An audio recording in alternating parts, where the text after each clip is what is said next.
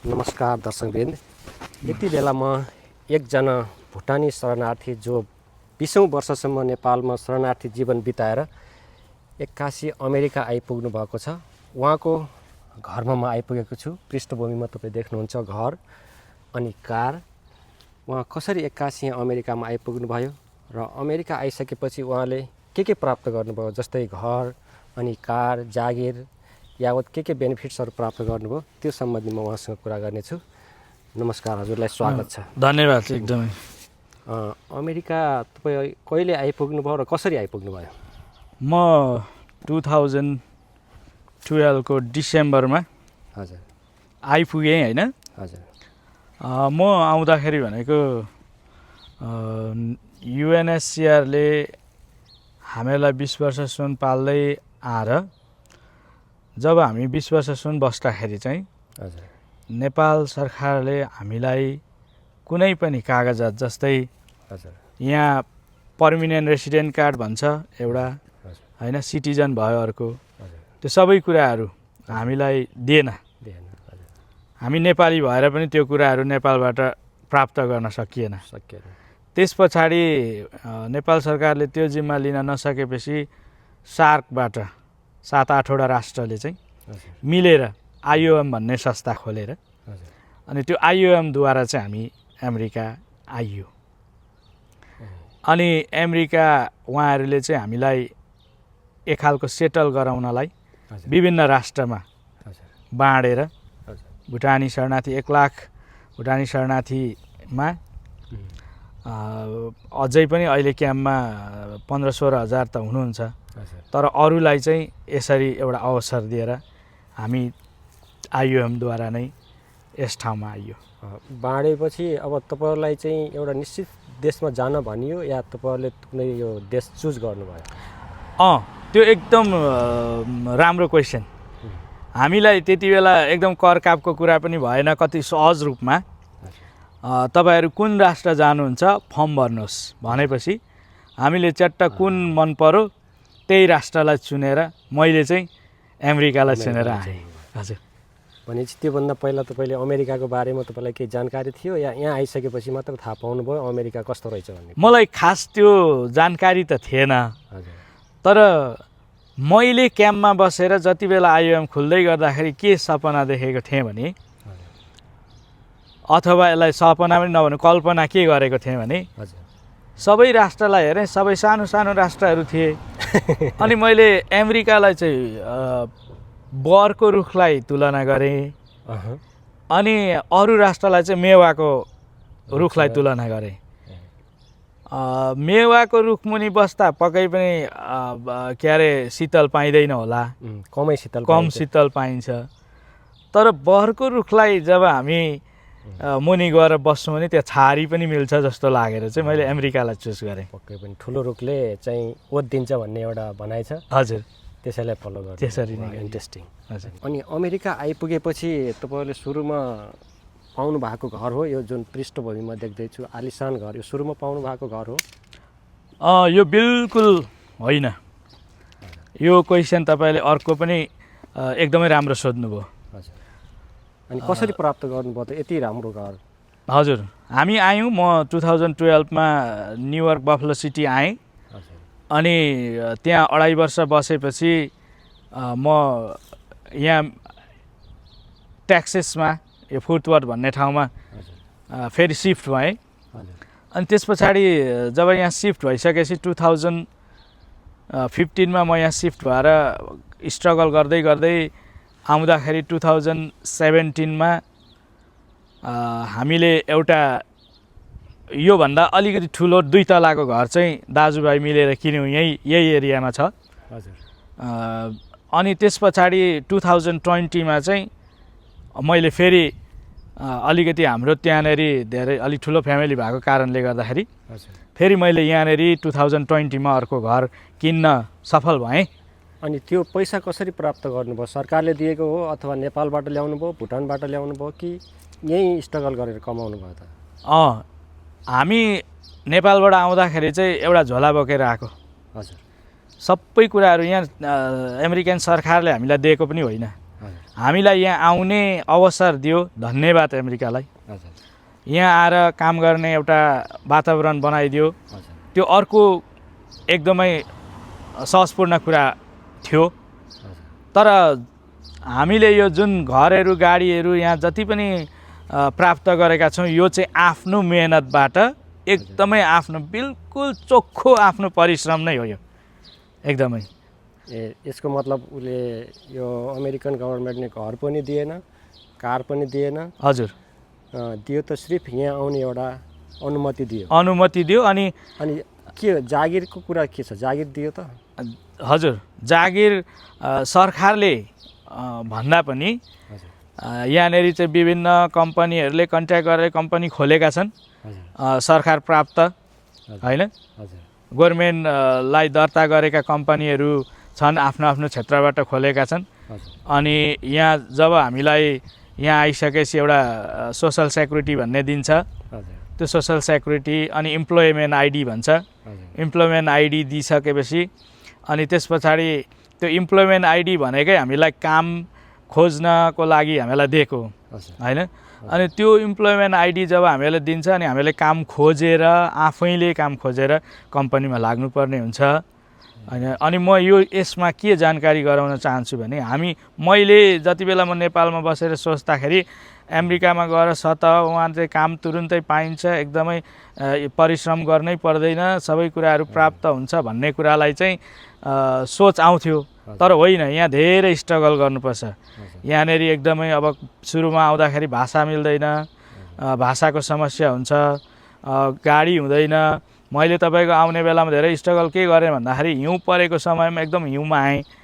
त्यो हिउँ पर्दै गर्दाखेरि तपाईँको झोलामा सामान बोकेर गाडी नहुँदाखेरि दुई हातमा पोलिथिनमा सामान बोकेर सामान किनेर खाएको कुराहरूदेखि लिएर गएर होइन, धेरै दुःख गरेर अनि त्यति बेला हामीलाई अलिअलि त्यो आउँदाखेरि सरकारले अलिअलि खाना दिएको, त्यति बेला अब काम खोजुन्जेल अलिअलि खाना दिन्थ्यो। त्यो खाना दिएको कुराबाट बचाएर मैले गाडी किनेको थिएँ पहिलाचोटि। अनि त्यो गाडी किनेर अनि त्यो गाडीमा काममा गएर काम गर्दा गर्दा गर्दा गर्दा गरेर यसरी परिश्रम गरेर यो सबै चाहिँ प्राप्त गरेको हो। आज अमेरिकन सरकारलाई म यहाँबाट धन्यवाद दिन्छु। विशेष गरेर हामीलाई यो आउने, यो ठाउँमा बस्ने र जुन डकुमेन्ट्सहरू थिएन हामीसँग, नेपाल सरकारले आफ्नै देशमा आफ्नै दाजु आफ्नै भाइ भएको देशले पनि हामीलाई नागरिकता नदिएको खण्डमा पनि यो सरकारले, यहाँको अमेरिकन सरकारले चाहिँ हामीलाई त्यो कागजपत्रहरू सबै कुराहरू यही देशको हुनुपर्छ त भनेर यो अवसरहरू दिँदाखेरि म फेरि पनि I respect America. I respect this American government because this is big opportunity for us. अनि तपाईको ब्याकग्राउन्डमा घरको सँगसँगै मैले कति 3वटा कार देख्छु। त्यो सबै तपाईकै कार हो कि कतिवटा कार छ तपाईसँग? मसँग अहिले भनेको 3टा कार छ। 3टा कारमा 2टा बाबुहरूको र मेरो एउटा। किन भन्दा यहाँ प्रत्येकलाई तपाईँको नेपालमा अहिले साइकल जस्तो यहाँ गाडी चाहिन्छ। काममा गाडी बेगर सम्भव छैन, कम्पनीहरू टाढा टाढा हुन्छ अथवा बाहिर यहाँनिर हिँड्ने त्यस्तो वातावरण नै हुँदैन हो कि। त्यस कारणले गर्दाखेरि हामी सक्दैनौँ यहाँ हिँड्नलाई, त्यो ठाउँै छैन, हामी पुगिँदैन।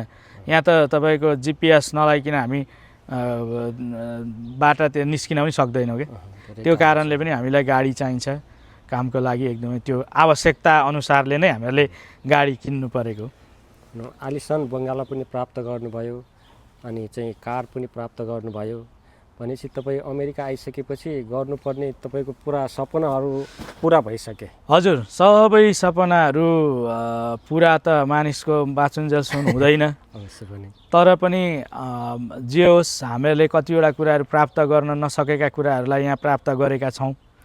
हामी खुसी छौँ एक प्रकारले। तर एक प्रकार चाहिँ के छ भन्दाखेरि यहाँ चाहिँ काम छ, गाडी छ, जागिर छ, हरेक कुरा छ, खाने असुविधा छैन, सबै टन्ज मन्ज छ होइन। तर यहाँनिर के छ भन्दाखेरि यो चाहिँ म जन्मेको भूमि नपरेकोले मैले बालकपन चाहिँ मेरो देश नेपालमै बिताएको हजुर कारणले गर्दाखेरि हजुर है हजुर मलाई एक खालको मलाई प्यारो चाहिँ मलाई नेपाल नै लाग्छ। वाह सबै कुरा छ तर सन्तुष्टि छैन क्या दाइ, हजुर सन्तुष्टि यहाँ छैन। हजुर जुन सन्तुष्टि मैले प्राप्त गर्थेँ नेपालमा त्यो सन्तुष्टि चाहिँ यहाँ छैन। अब आउने जुन भुटानीहरू शरणार्थीहरू हुनुहुन्छ नि फेरि अमेरिका आउँदै हुनुहुन्छ होला, उहाँहरूलाई चाहिँ के भन्न चाहनुहुन्छ? अहिले चाहिँ बिल्कुल तपाईँको त्यो संस्था नै गइसक्यो भनेपछि अब आउन पाउनु त्यो एकदम डिसमेन्टल नै भइसक्यो। एहे अब उहाँहरू आउन पाउनुहुन्छ या हुन्न त्यो भविष्यको कुरा हो, तर अहिलेलाई चाहिँ ब्यान छ। ए कहिलेदेखि भयो यस्तो बन्द फेरि? यो लगभग तपाईँको 2020 देखि नै होला सायद, स्टप गरिरहेको छ? मलाई लाग्छ 2018 देखि हो। ए हजुर 18 देखि चाहिँ हो।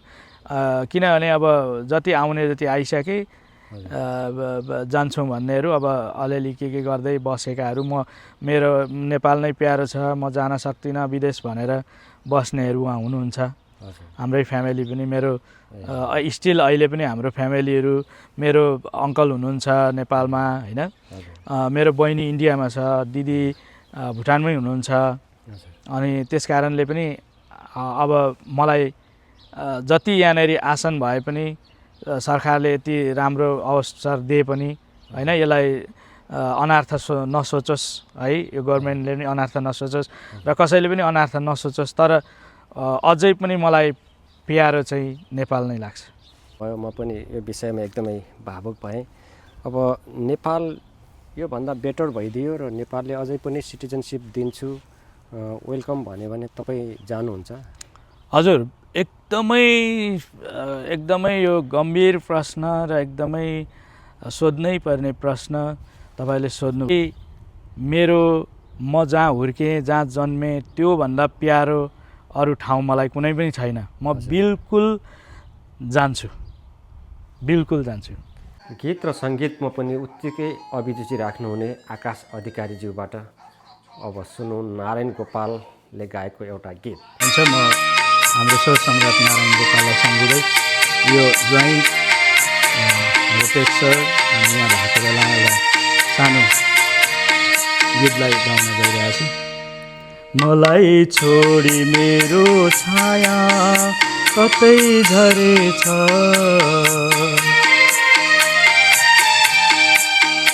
मलाई छोडी मेरो छाया कतै झरेछ,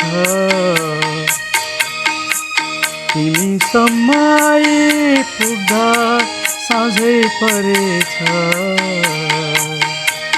मलाई छोडी मेरो छाया कतै झरेछ।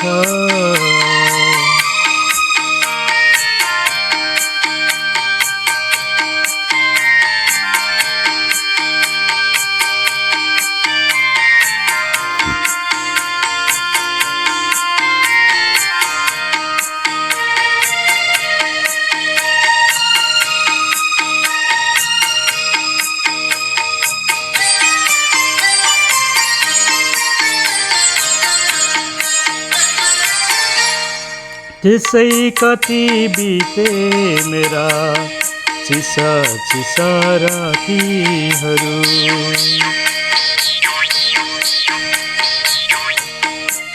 त्यसै कति बिते मेरा चिसा चिसा रातीहरू, तातो माया सँगालेर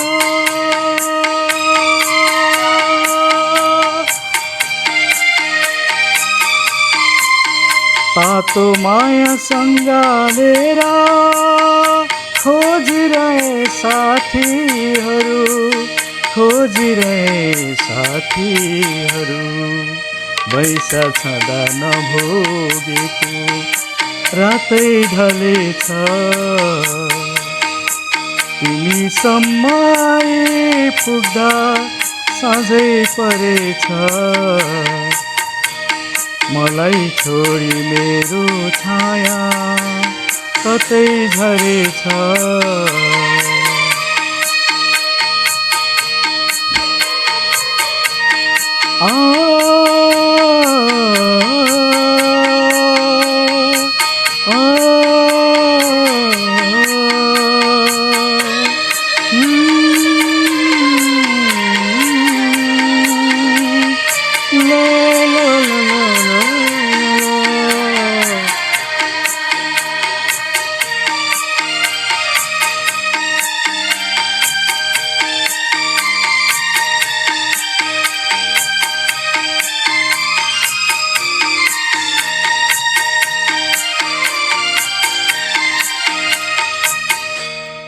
नलेखेको गीत मेरो पाखाभरि गाए जस्तो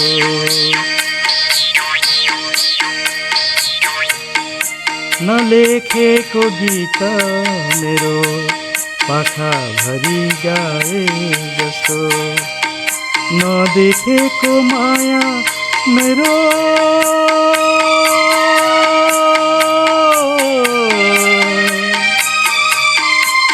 नदेखेको माया मेरो आँखाभरि पाए जस्तो आँखाभरि पाए जस्तो जिन्दगीको छेउमा कतै ज्योति झरेछ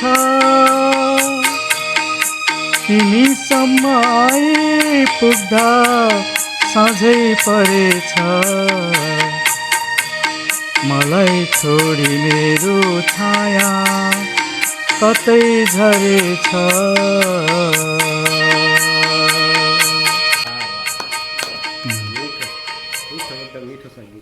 नेपालबाट अमेरिका आइपुग्नु भएको यो अवस्थामा तपाईँले सबै कुराको इन्फर्मेसन दिनुभयो। हजुर एकदमै मलाई इन्फर्मेटिभ लाग्छ, दर्शकहरूलाई पनि इन्फर्मेटिभ होला। यो विषयमा मलाई पहिलेदेखि पनि चासो थियो।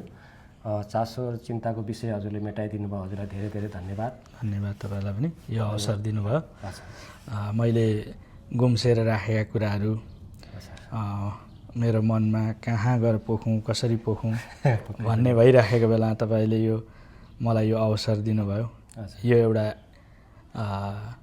हाम्रो यो मात्रै नभएर एउटा इतिहास पनि हो र दोस्रो कुरा हाम्रो मित्रताको सम्बन्ध एकदमै यसरी कायम भयो। हजुर धन्यवाद तपाईँलाई। र म विशेष गरेर यस घडीमा के भन्न चाहन्छु भने जति पनि हुनुहुन्छ हामीहरूलाई यसरी हेर्दै गर्दाखेरि तपाईँहरूले हेर्दाखेरि यसो एकदमै माया गरिदिनु भयो भने धेरै असल हुन्छ। अन्तमा केही भन्नु छ कि? अन्तमा म एकपल्ट सम्पूर्ण मेरा मित्रहरूलाई सम्झन चाहन्छु। मेरो एकदमै नजिकबाट खेलेर हामी एकै ठाउँ काम गरेर हरेक दिन एक आपसमा सहयोग गर्ने हाम्रो पदम अधिकारी क्लिप लाइनमा हुनुहुन्छ, उहाँलाई सम्झिन चाहन्छु। हुन्छ, हस्, धन्यवाद। फेरि भेटौँला। हस्।